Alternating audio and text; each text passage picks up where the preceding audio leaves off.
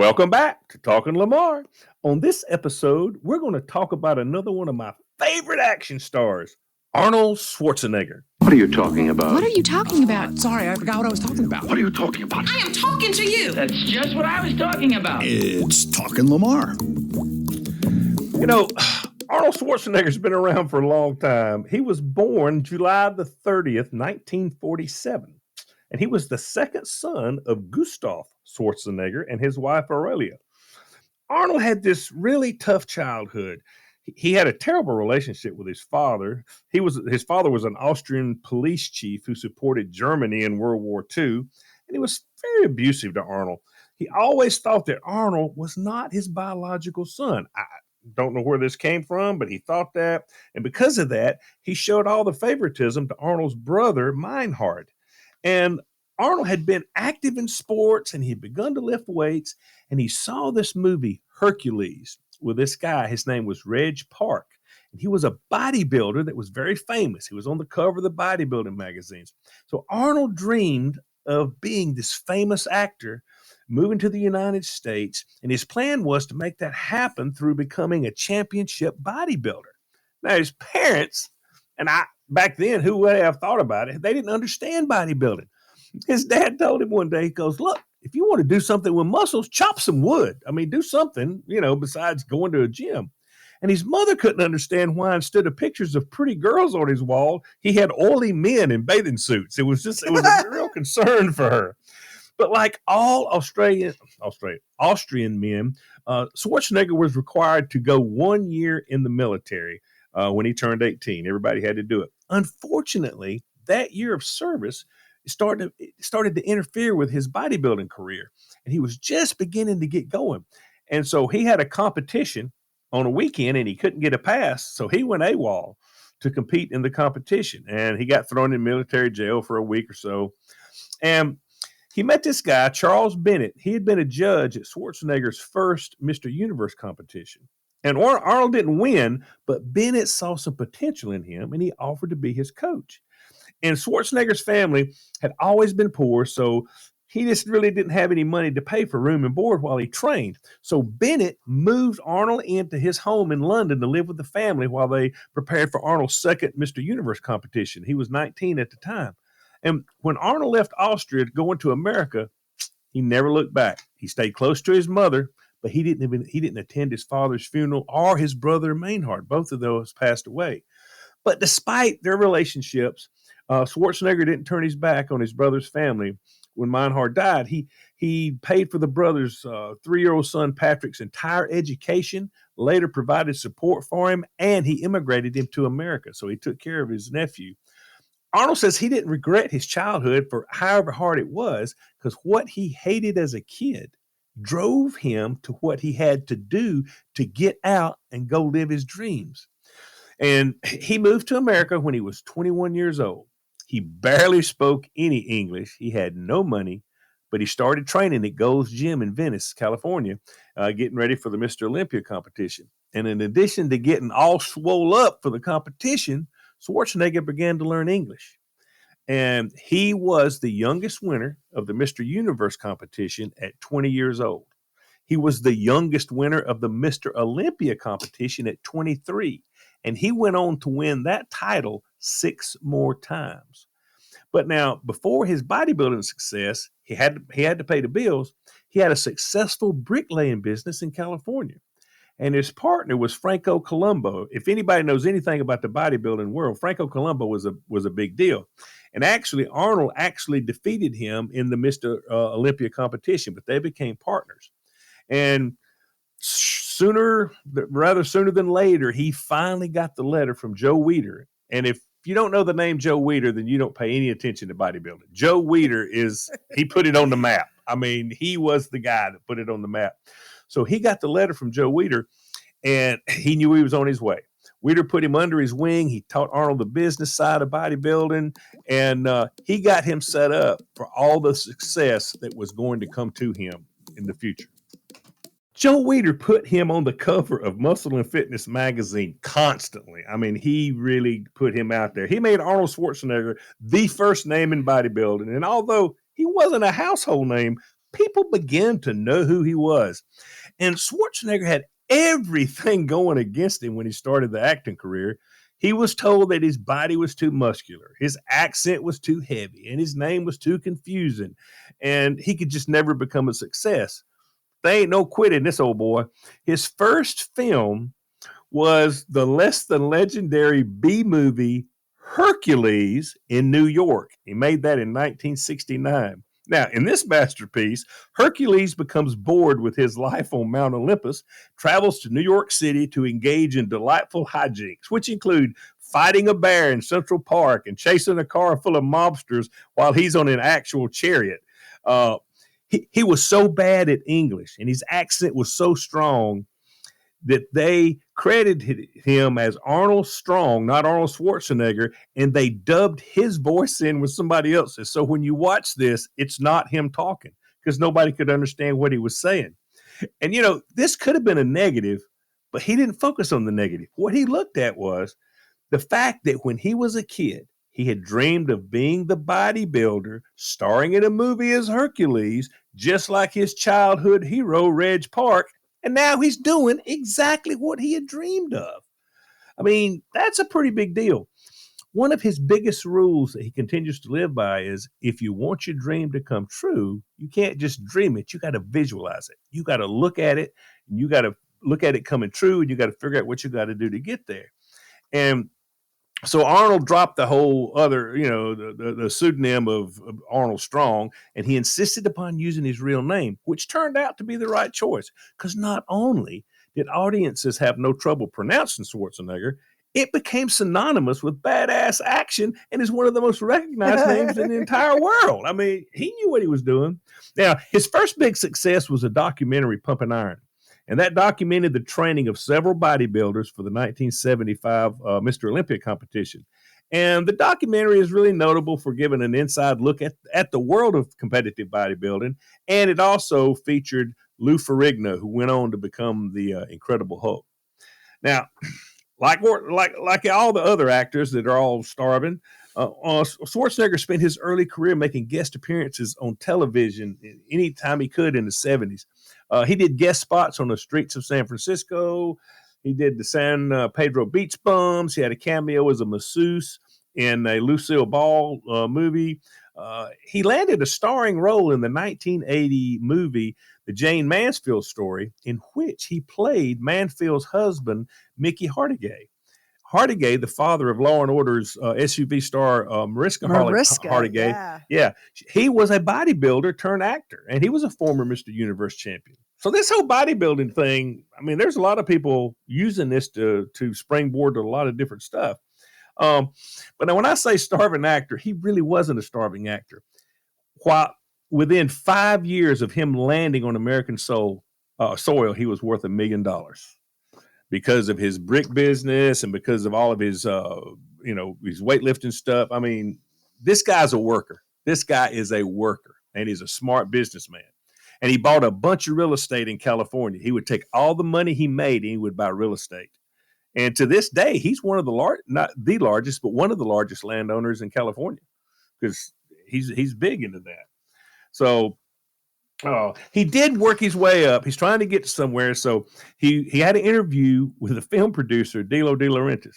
And when he goes in to see De Laurentiis, when he steps out from behind his desk, Arnold asks him, why does a man as small as you need such a big desk?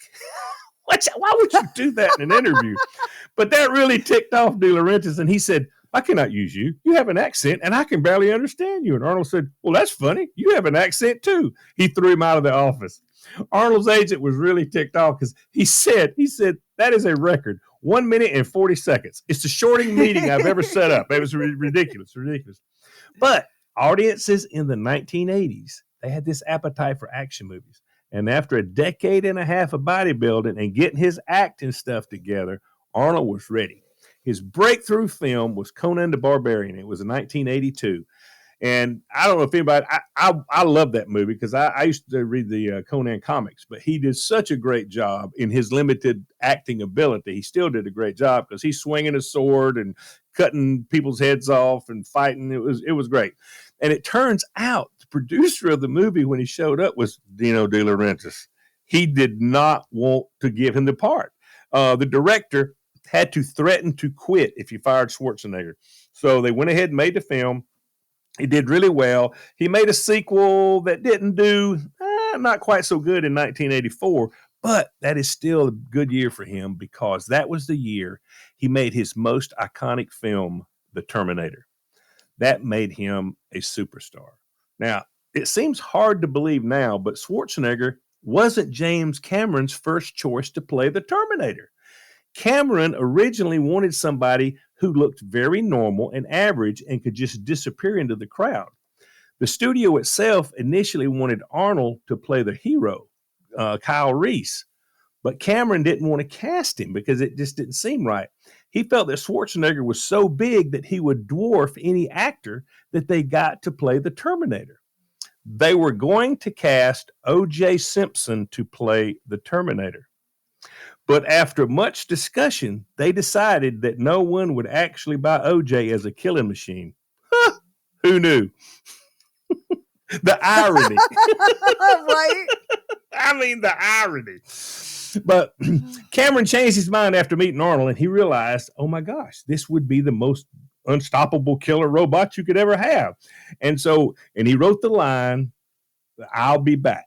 Now, Arnold did not want to say it that way. He didn't want to say, "I'll be back." He wanted to say, "I will be back." And Cameron said, "Are you the bleeping writer?" And Arnold said, "No." And he goes, "Well, when you are, you can make that decision." He went ahead and said it the way he told him to. And that's one of the most well-known and repeated movie lines of all time. And he was huge in the 80s and the 90s. He was cranking out action hits like Predator, Commando, The Running Man, Total Recall, Eraser. All told, his films have grossed over $4 billion worldwide. That's a lot of movie tickets. Okay. Whoa. Yeah. Now, the biggest moneymaker of all times for him was Terminator 2 Judgment Day. And it was a sequel to the first film. Terminator 2 on its own netted $500 million at the box office. And that's in 1991 when $500 million was really a lot of money. Yeah. And it's still considered to be one of the best action movies ever made. And since then, he has made T8. He has been the T-800 in 5 different films: Terminator, Terminator 2, Judgment Day, Terminator 3, Rise of the Machines, Terminator Genesis, Terminator Dark Fate. He even showed up as a Terminator in a Guns N' Roses video to the tune of "You Could Be Mine." That's on the soundtrack. So he's done a little bit of this, a little bit of that. But here's something that I did not know for sure, and I never heard of. When you're as famous as Arnold Schwarzenegger, people will retire your address number of your birth house. You know how the Chicago Bulls retired Michael Jordan's jersey? This is the same thing. Yeah. In Austria, they retired his address. On his 60th birthday, the mayor of the town he was born in Austria sent Arnold the address plaque of his childhood home for his 60th birthday with the message, "This belongs to you. No one will ever be assigned that number again."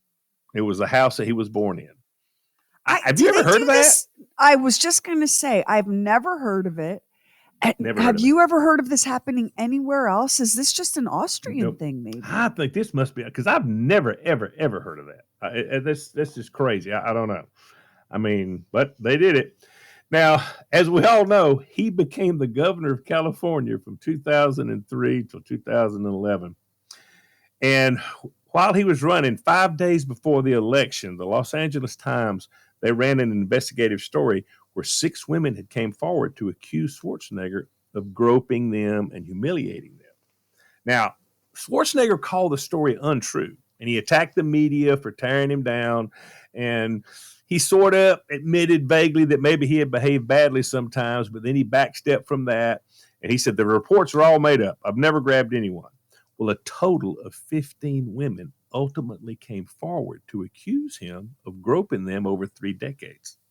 Now, in the documentary that Arnold has got out on Netflix, he finally offers somewhat of an apology. He says, quote, "My reaction in the beginning, I was kind of defensive. Today, I can look at it and kind of say it doesn't really matter what time it is. If it's the Muscle Beach days of 40 years ago or today, this was wrong. It was bullshit. Forget all the excuses. It was wrong." Now, he could have followed that by saying, "and I apologize." But I don't really see that, but at least he admits to it. But you know what? The story didn't bother a thing. He still got elected with no problem. And over the years, he has become one of the most successful self-made millionaires ever. Beginning with his successful bricklaying business, he managed to parlay that into a mail order business, selling exercise equipment and instructional videos. Then he became the champion bodybuilder. And then he wrangled that into a career in Hollywood. And he has been one of the most highest paid actors in the world for years and years. And they're saying he's worth between 400 and 800 million right now. I'm sorry. I need hang on. I'll be back. I need to process that for a second. 400 and 800 million. Now, I must say that, look, nobody's perfect. And the guy has made some colossally stupid mistakes. But if ever an entertainer has earned that, can we all agree that he appears to be the guy that has earned that? I mean, look at how much entertainment pleasure he has been giving the people for decades. I mean, yes, for over. Here's the cool thing about him and Stallone. They're friends now. They're friends. In fact, Stallone is in his documentary.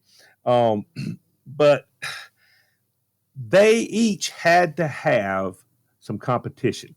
Okay. In the 80s, it was very interesting because who could be the definitive action guy? And Stallone wanted to be it. He wanted to be it. And, they changed action movies because up to that time, it was like a car chasing Bullet or the French Connection or it's all about an intellect and a lot of innuendo and verbal this and verbal that. But they're not doing that. They're just not doing that. I mean, they're blowing stuff up. Schwarzenegger, he admitted that, he was a pioneer of the fist pumping genre. Dialogue. If you can't speak English really well, you get rid of dialogue. Okay, rip somebody's arm off and beat them to death with it. You don't have to say a word. I mean, that's the whole deal there. And honestly, Sylvester Stallone ain't much different. He doesn't do a whole lot of talking. And because of Stallone said you actually relied upon your body to tell the story. And he said, I will give this. He said, I think that Arnold was probably the higher caliber artist between he and I. Arnold said, that's interesting. That is an interesting observation. Yeah, he did. I thought that was, and maybe he's just trying to be humble. I don't know. There was a great moment in the movie Twins that Arnold Schwarzenegger did with Danny DeVito. And of course, he's coming into civilization and he passes a video store. There's a cutout of Sylvester Stallone with his muscles. And he looks at Sylvester Stallone's cutout. He looks down at his own and he goes, ah. Well, Stallone, he talked about the whole action thing. He said, I saw that there was an opportunity because no one else was doing this except some other guy from Austria who didn't say anything. So Stallone said, he was superior. He had all the answers. He had the body. He had the strength. That was his character. And Schwarzenegger said, I always need an enemy. Every time he came out with a movie like Rambo 2, I had to figure out a way to outdo that. So he did Commando. and Commando's the one where he actually famously jerked the guy's arm off and beat him to death with his own arm. And Stallone describes the rivalry as Ali versus Frazier. And he conceded that he was the underdog. He said, I got my ass kicked constantly, whereas Schwarzenegger typically emerged from his cinematic exploits with barely a scratch. And he said, we were so antagonistic. We couldn't even stand to be in the same room. People had to separate us. And he said, we were competing about everything. And he said, who's more vicious? Whose body's the best? Who's tougher? Who has bigger knives? Who uses bigger guns? We were at war. And Schwarzenegger says that without Stallone, I maybe wouldn't have been as motivated during the 80s to do the kind of movies I did and work as hard as I did. but they came together to join Bruce Willis in partnership for Planet Hollywood in 1991. And after doing a cameo on Expendables 1 and 2, Schwarzenegger made the movie Escape Plan with Stallone. And I've seen the movie. It's okay. Stallone donated $15,000 to Arnie's campaign for governor. So, they must have got together okay with it. Schwarzenegger's just finished Expendables 4. Hang up, because I'm sorry. thinking about what Schwarzenegger said. If it wasn't for Stallone, I might not have been as successful. And that's the principle of competition makes us all better. Like you think exactly. you want a monopoly, right? You think you want to be the only game in town, but the truth is that rising tide, that competition is better for Schwarzenegger. It's better for Stallone. It was so good for audiences. Everybody won on that one, right? Yeah. And, he had such a successful marriage with Maria Shriver until the little bump up with the housekeeper, which was, we've talked about this. 25 years of marriage, and she meets the housekeeper's son, and he looks 100% exactly like Arnold Schwarzenegger. Exactly. Max, throw Lamar a sausage for referring to Schwarzenegger having a baby with the housekeeper as a little bump up in his marriage to Maria Shriver. A baby bump up. A little bump up in my marriage is when I forgot to tell my husband that we're having people over, not when I have a baby, with the refrigerator repairman. Like that's more than a little bump up. The bad thing, and they talked to him about this. They asked him about it in his documentary, and he said, I don't want to talk about that, not because of my embarrassment, because I did a terrible thing. And he said, people will always see that as one of my largest failures. He said, but when I talk about it, it makes Maria feel bad. It makes, what's the housekeeper's name? I can't think of her name. It makes her feel bad. It makes my son the son's bad. Joseph. And then what about his other kids with Maria? They can't love it either. Well, no, but when I was doing this article, I found a lot of pictures of the whole family together, including Joseph. I think that, I think Maria has probably, everybody's trying to make that, because it's not Joseph's fault. Joseph didn't do anything wrong. I meant a lot of public discussion of it. It's painful for their mother, which is hard on the them. Kids. Yes, it's terrible. So he said, look, I'm telling you, it was wrong. I did it. He said, I will say that my son Joseph came out of it. I love him. And, and he's, everything seems to be working out. So, hey, I glass house, throw stones. I ain't got nothing to say about the man. But, he's just finished Expendables 4, which I hope is the last one. I mean, I really do, because I love him. I love him, and I love the movies. But this one was. You reviewed it in your side gig as the People's Movie Critic, and were. I know you were disappointed big time. It killed me to review it, but it really wasn't. But I looked ahead to see what he's got coming up. He's got one movie called Pump, which I assume has something to do with bodybuilding. He's got The Legend of Conan, which I know he's coming back to do that. I'm very excited about that. Outrider, which is a Western where he's tracking down criminals. And he's got another one called Breakout, where Arnold plays a guy named Terry Reynolds, whose stepson is wrongfully put into a foreign prison for 25 years, and it's up to him to get him out. And he's got one more, and it's called Kung Fury 2. And I have no idea what it's about.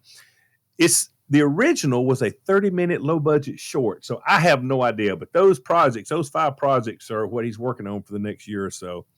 And listen, he's brought me many, many, many hours of entertainment. And amen. When I had the video store, I rented a ton of Arnold Schwarzenegger movies. He's great. He's great. He's not without his flaws, just like anybody else, but he's a smart guy. He's a hardworking guy, and he's a successful guy. You can't take that away from him. I'm always in awe when you sit and really think about Arnold Schwarzenegger's life. It is the most unlikely imaginable story. So he comes to this country as a competitive bodybuilder. He has a difficult name, an impenetrable accent, but somehow he not only becomes a giant movie star, he marries into the Kennedy dynasty, and then he's the governor of the largest state in the country. Yes. And for now two he's back terms. to For two now he's terms. back Yeah. to making movies. Like if you wrote that as fiction, it would not be believable. It's just Well, the you know, most amazing story. the guy that played Hercules in that original movie, Reg Park, that he saw and wanted to pattern his life after, as he got into the bodybuilding, he went and lived with Reg Park for a period of time to train. So he's living with the guy that he was looking at on the cover of. I mean, there's just so much that he can so many touchstones to things that just, and he is determined. And I don't think you're going to be able to stop him. One But of I the think- things that one of the things that I've always admired about Schwarzenegger is he is not content to just have the dream. He's not content to just do the work and hope for the best. He freaking manifests it. He Yes, doesn't wait he for the makes it lucky happen. break. Yeah, he makes the lucky break. It's crazy. He makes everything happen. Yeah, you can say luck all you want to. He's made every bit of this happen with his Good determination. and bad. Yep, that's exactly right. Well, I believe that's going to do it for this episode of Talking Lamar. I really hope that everybody's learned a little more about Arnold Schwarzenegger. If you did, tell everybody where you heard it. And I thank you so much for listening. Until next time, see ya.